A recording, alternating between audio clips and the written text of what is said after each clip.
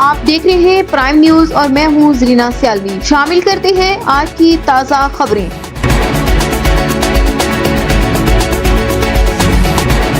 وزیر اعلیٰ پنجاب مریم نواز شریف کا معذور افراد کے لیے بحالی اور فلاح و بہبود کے لیے منصوبہ۔